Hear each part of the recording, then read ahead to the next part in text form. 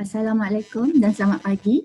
Terima kasih for such an introduction from Cik Saiful. So it means saya dah agak lama lah di MBSA ni. So hari ni saya just basically lebih kurang sharing experience in how we from MBSA melaksanakan SCCF. So okay, so this is Shah Alam. So next. So pada sesiapa yang belum ataupun kurang pasti di mana Shah Alam, I'm sure Shah Alam quite popular. Shah Alam terletak di negeri Selangor, of course. So negeri yang paling maju dan kami adalah ibu negeri kepada negeri Selangor lah ya. So population Selangor adalah quite besar. Untuk Shah Alam sendiri dalam 600,000 penduduk dan kita berada di dalam Petaling District ya. So next. Okay, so inilah sejarah pembangunan Mampan di Shah Alam, whereby kita diperkenalkan mengenai pembangunan Mampan pada 1998 di bawah Kerajaan Negeri Selangor. Waktu tu JPBD, Jabatan Perancangan Bandar Negeri Selangor, Agenda 21 Selangor, and kita sendiri start pembangunan Mampan kita pada tahun 2000 dan kita juga terlibat dengan banyak program-program ke arah pembangunan Mampan, dan spesifik saya akan explain di sini. Kita start low carbon adalah pada tahun 2015. So bermula daripada 2015 ni, kita daripada zero, kita sama-sama explore bersama MGTC, MIP dan juga at that time KETA. Kami di MBSA terpaksa memang berterima kasih lah kepada Greentech, kepada KETA at that time team, and then MIP, di mana banyak membantu kami dalam mencari-cari tentang LCCF ni. So bila kami start 2015 blur, tapi 2016 kita start juga, kita start mengumpul data, dan the power of data tu telah membawa kami lebih jauh, di mana kami start explore low carbon model town phase 7 bersama APEC. Lepas tu kami join IGES, dan kita juga terbaru, kita telah mulakan kita punya Shah Alam Roadmap SDG. So basically memang saya boleh berani kata SCCF membuka jalan Shah Alam untuk lebih jauh pergi sebab the power of the data. Okay, next.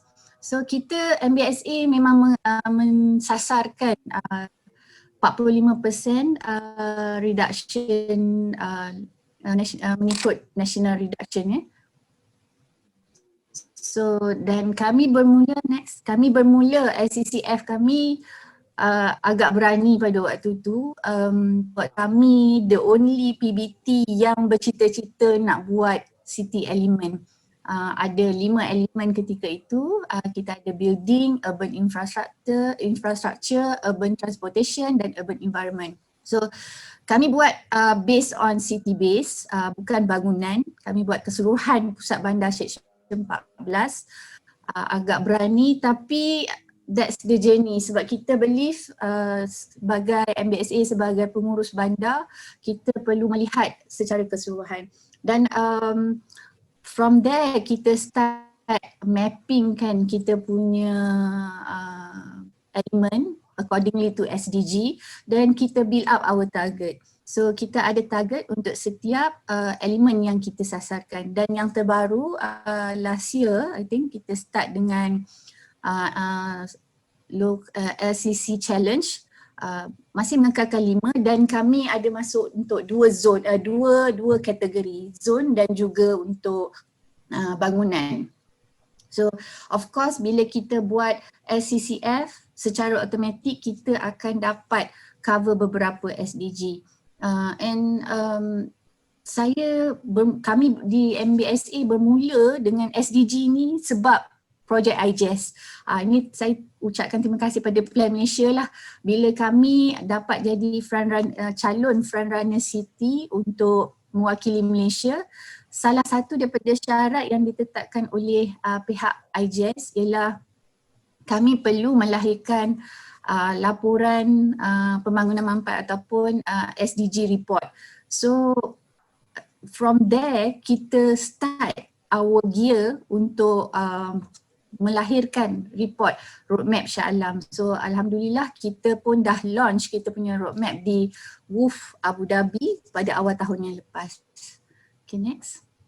So ini perjalanan assessment performance kami. Kami start pada 2016 hanya dengan 4.22% dan kami sehingga sekarang, yang ini unofficial lagi ya Cik Saiful, saya dah cerita tapi ini unofficial, basically lebih kurang macam ni lah mungkin resultnya. Okay, next. So ini adalah pilot project kami di pusat bandar di Seksyen 14 Shah Alam. Kita guna 4 elemen. Ada sekeluasan 159.89 hektar, merangkumi 23 bangunan. Pada mula-mula kami buat pada tahun 2015 memang 12 bangunan sahaja yang respon. So not bad, 50% yang memberikan data. So bila kita start 2016 kita nampak ada kemajuan dan akhirnya pada 2017 kami dapat 100% penglibatan bangunan untuk share data-data mereka.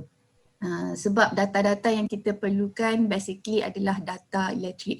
So kat sini saya paparkan performance annual electricity consumption bagi setiap bangunan di pusat bandar.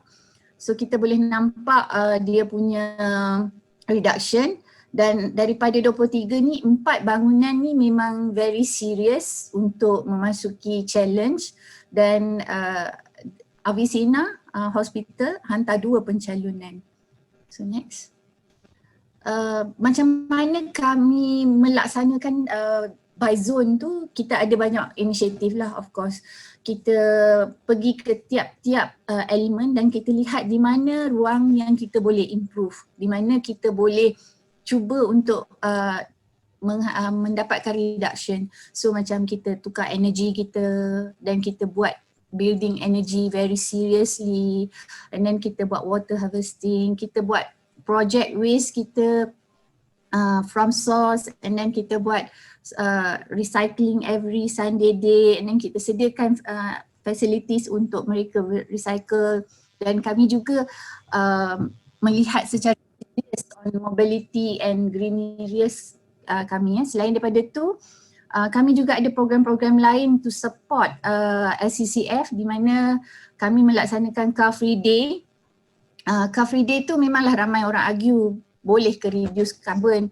Actually ia adalah platform untuk kita sharing dengan masyarakat kita, dengan penduduk kita, gaya hidup rendah karbon. Dan kami di Shah Alam yang uniknya kami ada duta hijau terdiri daripada PBT, daripada pegawai-pegawai di setiap jabatan untuk menjadi duta hijau, menjadi ejen-ejen promosi. Dan pada tahun lepas kami telah juga melantik duta hijau di kalangan UiTM, lecturer-lecturer UiTM, supaya dapat menyebarkan projek low carbon ini lebih luas lagi. Next.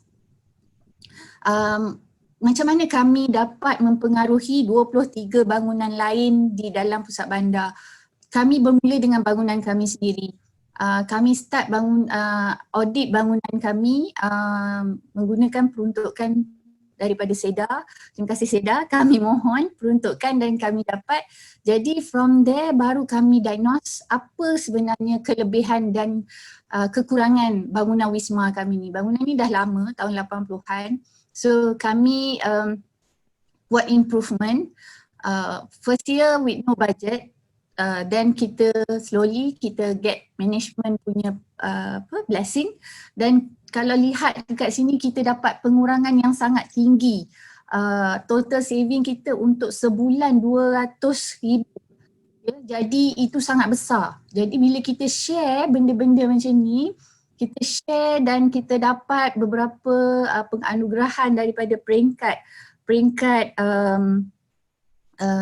Green Tech, SEDA, ini membuka mata bangunan-bangunan yang lain untuk turut serta.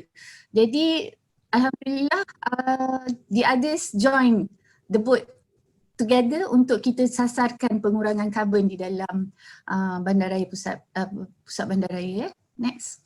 So ini antara inisiatif yang kami buatlah, di mana kita ada melaksanakan smart bus system, timer, AHU system, di mana benda-benda yang simple je dulu kami buat, di macam contohnya di MBSA sebelum kami buat audit ni kita pasang aircon pukul 5 pagi dan kita tutup pukul 8 malam. Tapi sejak kita buat audit kita dah nampak, so kita start buka pukul 7 pagi dan kita tutup pukul 5 petang. Kesejukan tu masih ada, tapi kita dapat jimat banyak sebenarnya dengan langkah-langkah yang macam tu. Dan kami juga melaksanakan EXA. I think kalau kebanyakan PBT tahulah apa itu EXA, similar to 5S. So kami jadikan ini kriteria dalam EXA kami. So kami memang ubah gaya hidup, gaya cara kami bekerja daripada biasa kepada rendah karbon. Jadi alhamdulillah dia menampakkan hasil dan kita dapat improve from there. So my phone. Yeah? I connect to my phone. Okay. So seterusnya seterusnya bila the successful story ni ada wire or ada backup or something kena ada. Cik Saiful, should I? Okay, so bila kita berjaya di pusat bandar, I connect my phone immediately. I said apologize. Kami start buat di UiTM ya. So ini antara result UiTM lah yang kita dapat. Start in 9:35 again. Okay, so should I continue ya? Okay, so alhamdulillah UiTM pun sangat memberi kerjasama yang baik, di mana first dia start dengan bangunan chancellery dia. Siapa yang UiTM di hatiku, pelajar-pelajar UiTM mesti tahu bangunan di UiTM Shah Alam ni. So first dia start dengan ni, dengan bangunan chancellery dan dia dapat 3 diamond. So ini telah menjadi pembakar semangat mereka dan pada tahun ni mereka menghantar 5 penyertaan bangunan untuk diaudit di bawah low carbon challenge. Next.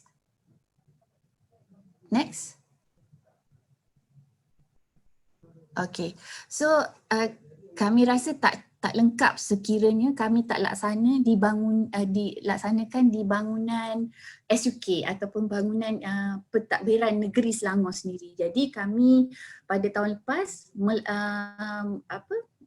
mencadangkan supaya Seksyen 5 Shah Alam yang ada bangunan pejabat setiausaha, ada bangunan JAIS, bangunan Kehakiman Syariah Selangor dan juga mahkamah, kita cuba untuk buat zoning kawasan tersebut. Kita masuk dalam zone dan alhamdulillah last year kita dapat provision dan kita sekarang tengah mengumpul data bangunan-bangunan, 3 bangunan ni untuk kita perolehi bacaan kita pengurangan karbon bagi zon Seksyen 5. Next. So ini adalah our journey lah ya. Mana tadi di awal saya ada share bertitik tolak daripada LCCF. Bila kita ada data, kita boleh mempromosikan bandar kita sebab kita ada figure dan kita ada fact. Kita ada, kalau dulu kita guna bandar mampan is very very general. So apa yang mampannya? Tapi yang ini kita ada fact and figure. Jadi kita LCCF telah membuka banyak ruang kepada Shah Alam MBSA untuk kita pergi international dan juga national. Kami sangat berbanggalah pada tahun lepas kita telah berjaya menghantar 11 permohonan untuk LCC Challenge dan kita bawa balik 11 award. 3 untuk zone dan the rest adalah untuk bangunan. Dan kita telah pun mempromosikan kita punya projek-projek ni di peringkat ASEAN dan juga di peringkat international, dan yang terbaru kita